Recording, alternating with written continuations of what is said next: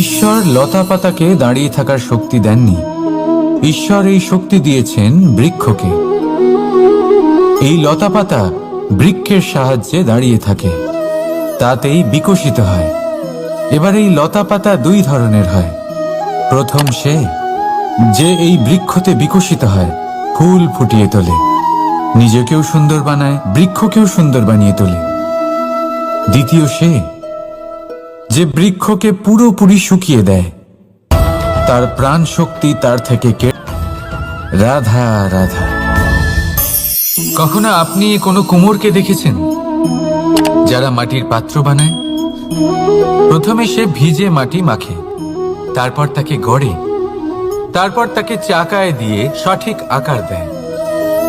যদি আকার ঠিক না হয় তা তক্ষুনি ঠিক করে দেয়, কারণ সে এটা জানে যে একবার এটা আগুনের তাপে দিয়ে দিলে, একবার এটা শুকিয়ে গেলে তারপরে এর আকার কখনোই বদলানো যায় না। এখানে লুকিয়ে আছে একটা শিক্ষা, সমস্ত মাতা পিতার জন্য একটা শিক্ষা। মাতা পিতাও তো এরকমই হন।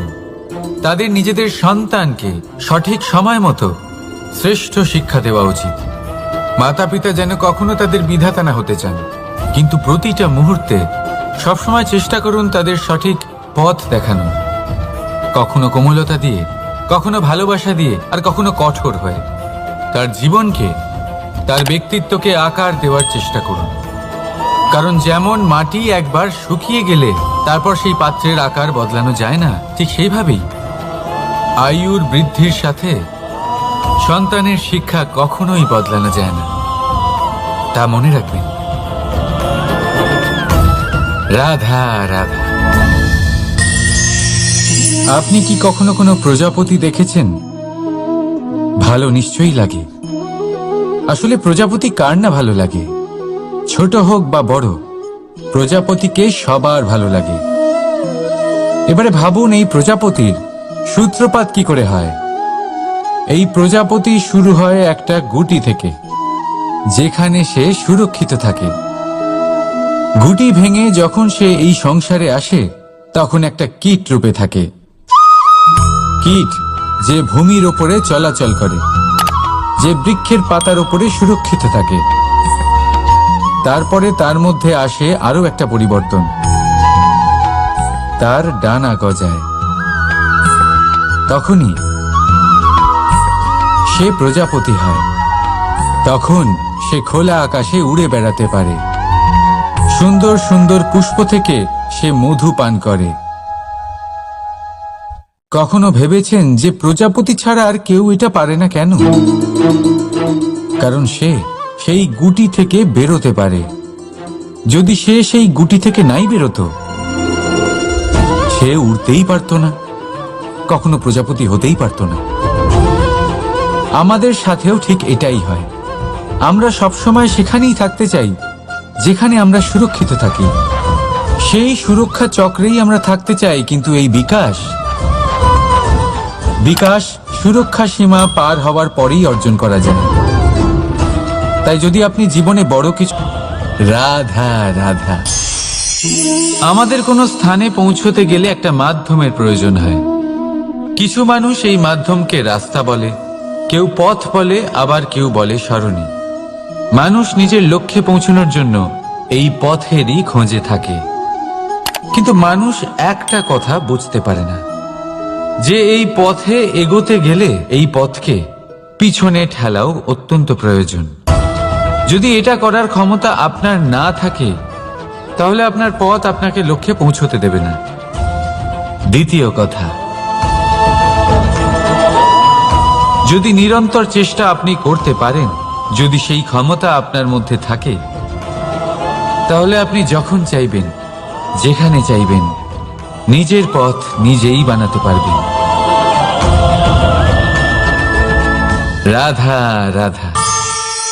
আমাদের সব থেকে ভালো লাগে বিজয়, সব থেকে অপ্রিয় হলো পরাজয়।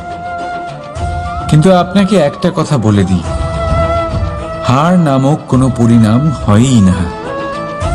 যাই পরীক্ষা থাকুক না কেন, হয় সেটা জয়তে পরিবর্তিত হয়, নয় সেটা আমাদের কোনো শিক্ষা দিয়ে যায়। তাই তাই কোনো কিছু নতুন শুরু করার আগে কখনো সংকোচ করবেন না। হয় জয় আপনাকে বিজয়ীর মালা পরাবে, নয়তো এই হার আপনাকে অমূল্য কিছু শিখিয়ে যাবে। রাধা রাধা। এই ছোট কাঠের ডাল দেখতে পাচ্ছেন আপনি? একটা বৃক্ষ থেকে এরম হাজার হাজার ডাল পাবেন, যা দিয়ে আপনি আগুন জ্বালাতে পারবেন, যা নিজে জ্বলে আমাদের ভোজন বানাতে সাহায্য করে থাকে, যা নিজে জ্বলে অন্ধকারে আমাদের আলোকিত করে। যদি এটাই অন্যভাবে দেখা যায়, তাহলে এমনই এক ছোট্ট ডালের টুকরো একটা ছোট্ট ফুলকিতেই নিজের সাথে হাজার হাজার বৃক্ষ জ্বালিয়ে দিতে পারে।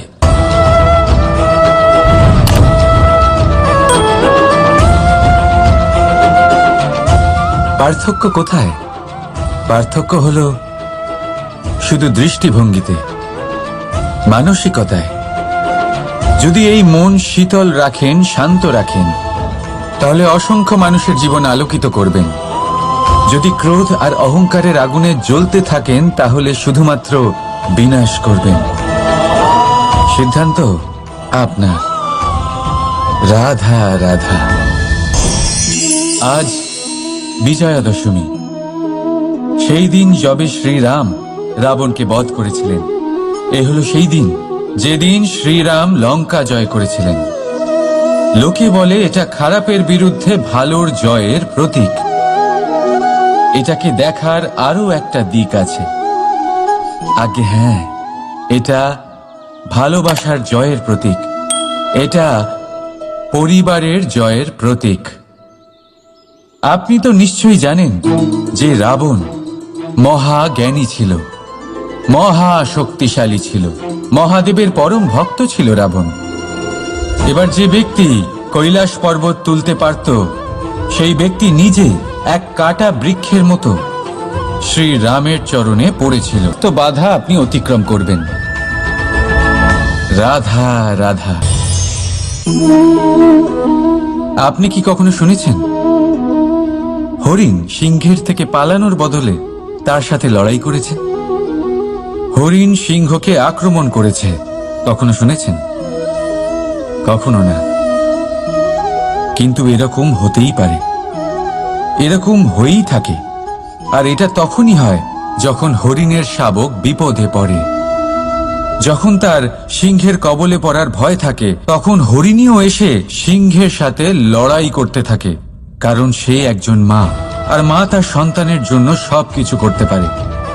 এ হলো মায়ের স্নেহ, যেটা যত নরম হতে পারে ঠিক ততটাই কঠোরও হতে পারে।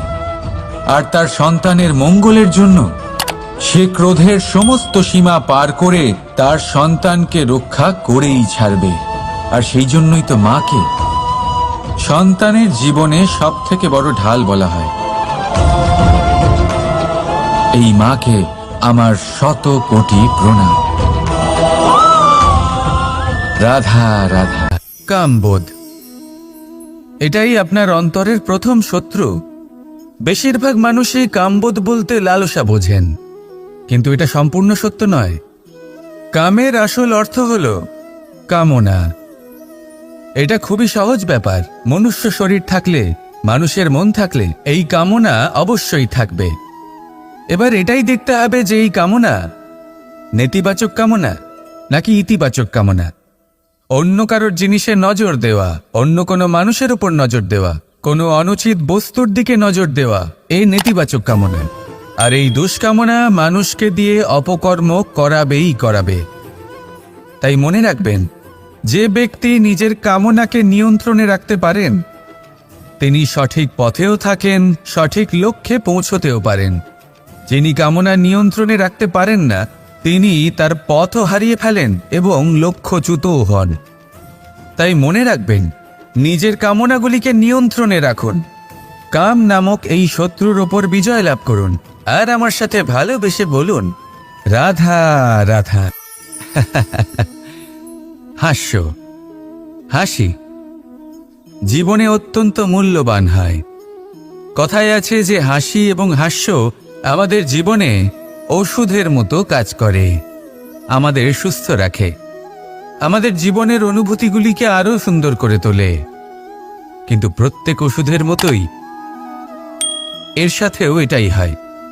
প্রত্যেক ওষুধ সঠিক সময়ে, সঠিক মাত্রায়, সঠিকভাবে গ্রহণ করতে হয়। যদি এরকম না হয় তাহলে এই ঔষধও শরীরের ক্ষতি করে দিতে পারে। এবার আপনি ভাবতে পারেন, হাসি থেকে কিভাবে ক্ষতি হতে পারে? আপনি যদি অন্য কারোর উপরে হাসেন তাহলে হয়তো তার মনে কষ্ট হতে পারে, তার অন্তরের মিত্র হয়তো শেষ হয়ে যেতে পারে, আর অন্তরের শত্রু জেগে উঠতে পারে। কিন্তু এটাই যদি আমরা সকলকে সাথে এনে সকলের সাথে হাসি, তাহলে হয়তো আমাদের অন্তরের এই হৃদয়ের ভেতরে লুকিয়ে থাকা যে শত্রু তা শেষ হয়ে যেতে পারে, আর অন্তরের বন্ধুসত্তা প্রকাশিত হতে পারে। ঠিক কি না? এবার আপনাকে উদাহরণ দিই। যখন দ্রৌপদী দুর্যোধনকে নিয়ে হেসেছিল তখন তা মহাভারতের সৃষ্টির কারণ হয়েছিল। কিন্তু সেইখানেই যখন পার্থ আর মাধব একসাথে বসে মৃদুমন্দ হাসতেন তখন ধর্ম স্থাপন করা হয়েছিল। তা আপনি কি চান? কাউকে নিয়ে হেসে তাকে আঘাত করতে চান, নাকি সকলকে একসাথে এনে তাদের হাসিয়ে তুলে ধনাত্মক প্রভাব ফেলতে চান? সিদ্ধান্ত আপনার। আসুন আর আমার সাথে ভালোবেসে বলুন, রাধা রাধা। মাঝে মাঝে কিছু মুহূর্তের জন্য চোখ বন্ধ করে ধ্যানের বেদিতে বসে ধ্যান করতে চেষ্টা করুন, আর বোঝার চেষ্টা করুন যে আমরা সর্বপ্রথম কি দেখতে পাচ্ছি, কি অনুভব করছি। আপনি দেখতে পাবেন সবার আগে আপনার চোখের সামনে আপনার দুষ্কর্মগুলিকে, আপনার লুকিয়ে থাকা ক্রোধ, অন্তরের যন্ত্রণা, ভয়, নিরাশা, এই সব কিছুই সবার আগে দেখতে পাবেন আপনি। আর এই সব কিছুই আমাদের দুঃখের কারণ হয়ে ওঠে। এই সব কিছুর সারমর্ম কি? সারমর্ম শুধু একটাই, সেটা হলো এই যে আমাদের এই মন তা কিন্তু দুষ্কর্ম পছন্দই করে না। আমাদের এই মন একটা সুখময় জীবন যাপন করতে চায়, সৎকর্ম করতে চায়। তাই এটাই করুন, শুভ চিন্তা করুন, শুভ কর্ম করুন, ইতিবাচক মনোভাব নিয়ে জীবনে অগ্রসর হন। তারপর চোখ বন্ধ করে অন্তরে দেখতে থাকুন। দুঃখের আভাসই পাবেন না। এই মন প্রসন্নতা এবং প্রেমের দ্বারা পূর্ণ হবে এবং বারবার বলে উঠবে, রাধা রাধা। ছোটবেলা থেকেই আমি গরু চড়িয়ে অভ্যস্ত, সেই জন্য সকলে আমাকে গোপাল নামে ডাকত। কিন্তু গোপাল হয়ে আমি একটা অমূল্য শিক্ষা লাভ করেছি। আমি দেখেছি যে গৌশালাতে অনেক বাছুরের মধ্যে একটি গাই তার নিজের বাছুরকে অবশ্যই চিনে ফেলে। যেখানে সমস্ত বাছুর একই রকম দেখতে এবং প্রত্যেকের স্বরও সমান, তারপরেও সকল বাছুরের মধ্যে নিজের বাছুরকে ঠিক চিনতে পেরে যায় এবং তার সাথেই থাকে। ঠিক এইরকমই কিছুটা হয় আমাদের কর্ম এবং তার কর্মফল। আপনি সবার মাঝে থেকেও কোনো কর্ম যদি করেন, সেই কর্মফল সবার মধ্যে আপনাকে চিনে ফেলবে এবং আপনার সাথেই থাকবে। তাই যখনই কর্ম করবেন ভেবে চিন্তে করবেন। কোনো কর্ম করার আগে একবার ভেবে দেখুন, তাহলে জীবনে বারংবার অনুতপ্ত হতে হবে না। কারণ বিষয়টা কিছুটা এরকম যে এই সংসারে আপনি কাল, কর্মফল এবং সময়, এই তিনের হাত থেকে কখনো লুকোতে পারবেন না, কখনো পালাতেও পারবেন না। আসুন আমার সাথে ভালোবেসে বলুন, রাধা রাধা। আভূষণ। কার না ভালো লাগে এই আভূষণ? আমরা পরিশ্রম করি, ধন অর্জন করি, আর আভূষণ কিনে থাকি, কখনো নিজের জন্য, কখনো বা তাদের জন্য যাকে আমরা ভালোবাসি, বা তাদের জন্য যাকে আমরা সম্মান করি। হয়তো সেই জন্যই সীতা চূড়ামণি ধারণ করেছিলেন এবং আমি সামন্তকমণি। কিন্তু এটাই কি সেই প্রকৃত আভূষণ যা আপনার মূল্য বৃদ্ধি করে? না। শ্রীরামের আভূষণ হল ওনার নম্র ভদ্র ব্যবহার। মাতা সীতার আভূষণ হল ওনার সততা, ওনার নিষ্ঠা, ওনার ত্যাগ। অর্জুনের আভূষণ ছিল ওনার একাগ্রতা। রাধার আভূষণ ওনার প্রেম। এই আভূষণ কোথাও নেই, আপনার মনে আছে। যদি আপনার মনে মিষ্টতা থাকে, তা শান্ত হয়, তাতে সততা থাকে, নিষ্ঠা থাকে এবং প্রেম থাকে, তাহলে আপনার অন্য আর কোনো আভূষণের কোনো প্রয়োজন নেই। আপনি যতই ভিড়ের মাঝে থাকুন, আপনার ঔজ্জ্বল্য চোখে পড়বে। আসুন আর আমার সাথে ভালোবেসে বলুন, রাধা রাধা। সুখ এবং দুঃখ, এই দুই হলো আমাদের জীবনের অবশ্যম্ভাবী এবং গুরুত্বপূর্ণ অঙ্গ। আমাদের সকলের জীবনে কখনো সুখও আসে, আবার কখনো দুঃখও আসে। আমরা সবসময় ভাবি আমরা কিভাবে সুখ লাভ করব, কিভাবে আমরা দুঃখ থেকে দূরে থাকতে পারি। আর এই জীবনে যা কিছুই ঘটুক না কেন, সেই সব কিছু আমরা সুখ এবং দুঃখের মাপদণ্ডে মেপে থাকি। এবার এখানে একটা ছোট্ট বিষয় আছে। এটা ভেবে দেখতে হবে যে কে আসলে সুখী ব্যক্তি। সুখী ব্যক্তি হলেন তিনি, যিনি নিজের জীবনে নিজের কর্মের বিশ্লেষণ করে থাকেন, সেই বুঝে পদক্ষেপ নেন। উনি কি করতে চলেছেন সেটা উনি জানেন। আর যদি ওনার কোনো দোষ থাকে বা ভুল থাকে, তাহলে সেগুলো শুধরে নিয়ে এগিয়ে চলেন। সেই জন্য উনি সুখী হন। অন্যদিকে যে ব্যক্তি দুঃখী, তিনি কি করেন? তিনি নিজের উপর নয়, অন্যের উপর নিজের নজর রাখেন, যে তিনি কি করছেন, কিভাবে কর্ম করছেন। ওনারা অন্যের নিন্দা করেন, অন্যের সাফল্য দেখে ঈর্ষা করেন, ক্রুদ্ধ হয়ে যান, ওনাদের বাধা দিতে চেষ্টা করেন। সেই জন্যই তো ওনারা দুঃখী হন। এই সংসারে এমন অনেক ব্যক্তি আছেন যারা এই কারণে দুঃখী নন যে তাদের জীবনে দুঃখ আছে। তারা এই কারণে দুঃখ পান কারণ অন্যের জীবন অনেক বেশি সুখের।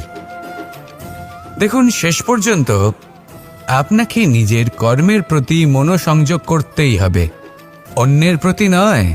কারণ আপনার জীবনে আপনার কর্ম হলো এমন একটা জিনিস যা আপনার নিয়ন্ত্রণে আছে।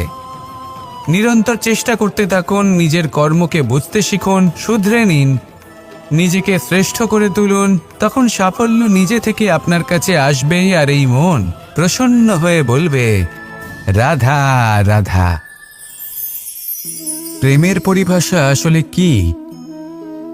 ভিন্ন ভিন্ন ধরনের ব্যক্তি, ভিন্ন ভিন্ন ধরনের প্রেমী, আলোচক বিভিন্ন ধরনের পরিভাষা প্রদান করেন এই প্রেম নিয়ে। কিন্তু প্রত্যেকের মনেই কখনো কখনো এই প্রশ্ন এসেছে, এই ভালোবাসা আসলে কি? নিজের প্রিয়তমকে জয় করাই কি প্রেম? চার হাত এক হয়ে যাবার নামই কি প্রেম? নিজের আবেগ ব্যক্ত করাই কি ভালোবাসা? না, প্রেমের অর্থ কাউকে লাভ করা নয়, বরং তার মাঝে বিলীন হয়ে যাওয়া। যদি কারোর হাত ধরে থাকি, তাহলে আজীবন তার সাথে পথ চলা হলো প্রেম। প্রেম শুধুমাত্র সেটা নয় যা প্রেমী আর প্রেমিকার কেশদামে মালা বেঁধে দেয়। মাতা পিতার জন্য দিনরাত পরিশ্রম করা, নিজের পরিবারের জন্য দিনরাত পরিশ্রম করা, সেটাও প্রেম।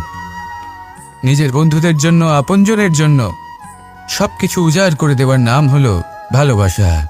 নিজের মাতৃভূমির জন্য সাহসের সাথে লড়াই করা এবং আনন্দে নিজের জীবন ত্যাগ করে দেওয়াও কিন্তু প্রেমের নামান্তর। সেই জন্য যারা বুদ্ধিমান ব্যক্তি, তারা কখনো প্রেমের পরিভাষা খুঁজতে চান না। কারণ তারা জানেন যে এই প্রেম কতটা বিশাল। তারা জানেন যে এই প্রেম হলো এক বিশাল সাগর, যাকে নিজের মুঠোয় ধরে রাখা যায় না। সেই জন্য এই প্রেমের সাগরে ডুবে যান এবং সকলকে ভালোবাসতে শিখুন। যদি সবাইকে ভালোবাসতে পারেন, তাহলে তাদেরও কল্যাণ হবে যারা আপনাকে ভালোবাসে, তাদেরও কল্যাণ হবে যাদেরকে আপনি ভালোবাসেন, আর আপনারও কল্যাণ হবে। আর তখন এই মন ভালোবেসে বলবে, রাধা রাধা। এই সংসারের অন্তের, এর বিনাশের প্রারম্ভ কিভাবে হয়? কোনো যোগের মাধ্যমে? কোনো ভয়ানক অসুরের আগমনে? নাকি প্রকৃতির রাগের কারণে? না, এই সংসারের বিনাশের প্রারম্ভ হয় আমি থেকে।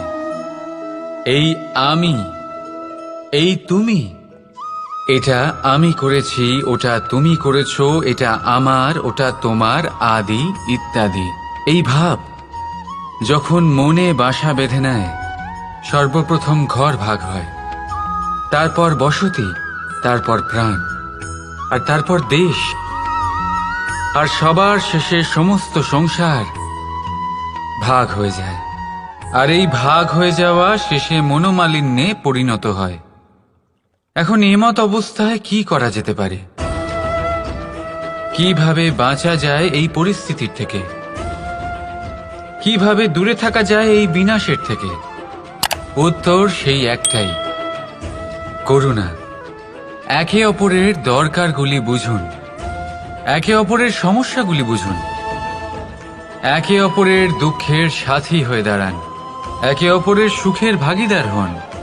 আর শেষে যখন এই আমি আমরাতে পরিণত হবে, তখন এই বিনাশ নিজে থেকেই দূরে চলে যাবে। তাহলে আমরাতে বিশ্বাস করতে শিখুন, আর আমার সাথে ভালোবেসে বলুন, রাধা রাধা।